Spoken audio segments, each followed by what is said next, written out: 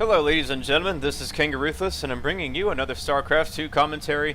This is going to be a best of 3 series between myself, the green Zerg, KangasKhan spawning in the left hand position, against my opponent. His name is Butterednuts. He will be the orange Zerg in the top right position on Zelnoga Caverns. And right now we're just having a little bit of banter. I hope you guys enjoy that. It might be a little bit inappropriate. But as we can see here, Butterednuts is going for a 6 pull. This is a great way to start a best of 3. Definitely throw off your opponent. And I'm not going to try to give away too much about how these games are going to come out, so I'm going to leave you guys in as much suspense as possible. But Butterednuts is definitely 6 pulling, and I am definitely not early pulling. I'm definitely going for some sort of 14-14. Well, I could 11 pull or something. Who knows? I already know what happens this game. I guess I should just go ahead and tell you that I 14-14. But, you know, on this map you can still 14-14 and remain relatively safe as long as you play smart and you micro correctly, then you'll be just fine. So, really, it's not a terrible thing if you go 14-14. The real killer of that build, if it's not microed, like, impeccably, it's actually the 7 pull with the double spine crawler. That just becomes deadly, and then they even pull their drones, and it's just a very all-in move. And if you don't end it correctly, you just pretty much lose the game right there. And so we were going to follow this drone. Butterednuts is going to lay down a spine crawler right here.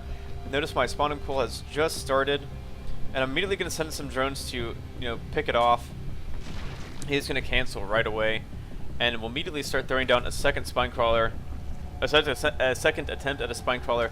Now in this position, I need to pull these drones off of gas. If I can pull these drones off of gas, I can be in a good shape. But I'm going to leave them in gas, and this is actually a mistake because 6 lings are now walking up my ramp. I do see this, and I am going to run away my drones. One of them does go down, and I think he might get a second one as well, but this is kind of a mistake. I shouldn't be engaging the spine crawler, and I'm going to try and ghost walk back onto the mineral line, but I'm just in a bad shape here. I just have too many wounded drones. I am just going to lose so many drones here, pretty much losing all my drones except one, and I only have 4 Zerglings to reinforce, so that was a big loss by me. I can't even afford anything else at this point. I have to keep all of my units alive, and meanwhile he can keep streaming in. And there you have it, ladies and gentlemen. That is how you lose to a 6 pull. So nicely executed by Butterednuts, and I don't know what that was. It was just bad by me. But anyways, that is game 1. I'm going to bring you game 2 momentarily. So hello ladies and gentlemen, this is KangaRuthless, and I'm bringing you game 2. This is, again, the best of 3. This is game 2 out of the best of 3 between myself and Butterednuts. Butterednuts is up 1-0 because I just lost to a damn 6 pull. Hate 6 pulls. Urgh. Hate them so much. In case you wanted to see our names again. There we go. I am the green Zerg, Butterednuts is the orange Zerg. We are spawning close air positions, so I am going to do a little build that I really love. Really love. But you have to scout and see exactly what your opponent's doing. If your opponent's doing some sort of 14-14 opener, this build definitely works. So I'm going to position my Overlord over his hatchery. I'm going to definitely do a drone count this time and make sure that he's not going for any sort of 6 or 7 pull. If he does early pull, I cannot do this build that I'm about to do. And I actually stole this build from Bastalol. So if he's watching this, I hope he is. Well, it's a really nice build and I'm taking it. I'm not calling it mine, but I'm definitely taking it. So I see more drones popping out. I know I'm more or less safe for the time being. I do see a gas going down. And notice I'm still not throwing down my gas. I'm just going to keep droning up, keep droning up. And really it just all has to depend on when he throws down that spawning pool. So let's look at the income tab. We're pretty even. I am ahead by 1 because I got a later gas. Or I'm not getting a gas. And now that I see the spawning pools going down, I'm going to go ahead and throw down my hatchery. Yes, that's right, ladies and gentlemen. You respond to a 14-14 by throwing down a hatchery first. Notice I still don't have gas, still don't have a spawning pool. So now what you do is you drone back up to 15, you wait for 200 minerals, and then you make a spawning pool. Yeah, so there goes the spawning pool. Not in the best location. It should be a little bit closer to the drone line. But we'll forgive that for now. And now I'm going to drone up some more, get to about 17 drones, and make a geyser. So when you execute this build correctly, it pretty much counters anything that Zerg can throw at you. You just have to have micro, and you have to have control, and you just have to keep your cool. So with the first 3 larvae that Butterednuts has, he will make Zerglings, will immediately start on Zergling speed, and make a queen. He's also keeping his drones on gas because behind this he will either tech to roaches or banelings. We will see which momentarily. My pool's just about to finish, and as soon as it does, I'm going to make Zerglings. That is right, that is the best way to respond to any sort of early aggression, is just to make Zerglings. Going to make my first queen. My second hatchery has just completed, and making even more Zerglings. So I have 8 Zerglings on the way, 1 queen, should be making another here shortly. So second queen is on the way, and let's see how much damage he can really do with these 6 Zerglings. My rally point is actually set to the top of the ramp. I don't want them spawning down here and getting picked off. I'm going to try and split these Zerglings a little bit. If I can catch some of them out of position and win that fight, that would be even better.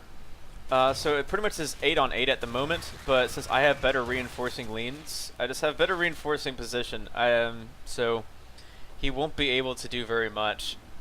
So once again, it's pretty much 6 Zerglings versus my 7, and he should really back off here. So he does, and I immediately inject, and I'm going to start picking away at that Overlord, and my Baneling Nest is really late. His has already gone down, and he's going to run back here and start making Banelings. So whenever he decides to do that, he's actually making Banelings from the weakened Zerglings. That's not a bad idea. And making more Zerglings to come and attack with this. But just think if I had that Baneling Nest down like now, could just make 2 Banelings right now, and I would have been a lot better off. So I kind of screwed this build up. Sorry, Bastalal.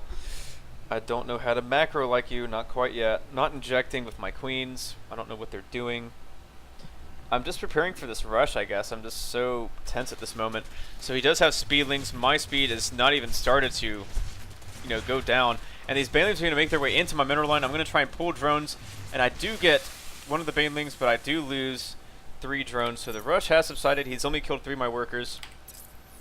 But, I mean, as you can see here, I'm still in a decent spot. Now, that is a mistake. I should have metabolic boost by now. So don't copy this build, you know, that I just did word for word. Just watch the Bastalov versus Bambi game that I casted. He does it much better. And I just failed to do it. Anyways, Butternuts is returning home. And even though we're on, you know, similar harvesters, he is going to pull ahead here because I'm still making lings and not making workers. I mean, we pretty much were even after that. We were at 13-13, but I have 2 hatcheries. I can make drones a lot faster than he can. So I'm significantly ahead because he didn't expand immediately after that.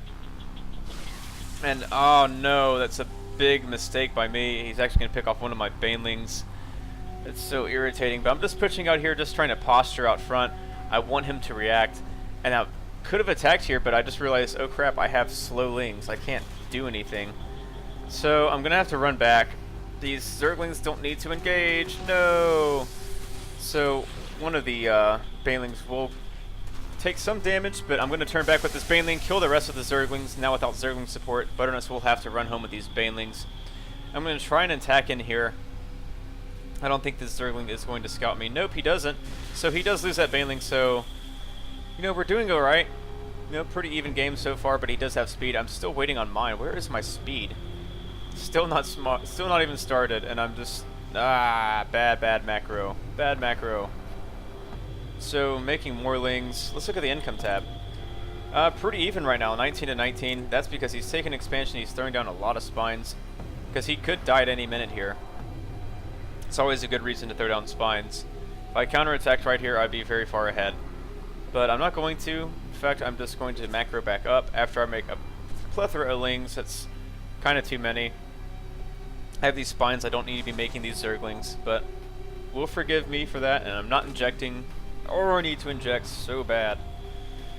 But I am throwing down a Roach Warren, and meanwhile, Butternuts has started on his lair. He's grabbing his second gas, should be grabbing a third gas as well, but his mineral income isn't that great, so I'm not sure if he can even afford it this fast. This is more or less a lair rush. It's kind of a mistake. We'll see how it plays out. He has plenty of spines, and when your opponent just has this many spines, which I will scout with my Overlord, Let's see. Will we'll even know what's going on? No, I just see a Zergling and I see some spines going down. So that's all I really see. Let's go back to the everyone cam. I'm morphing in a couple of banelings. These could be in better positions. But now I have 4 roaches coming out.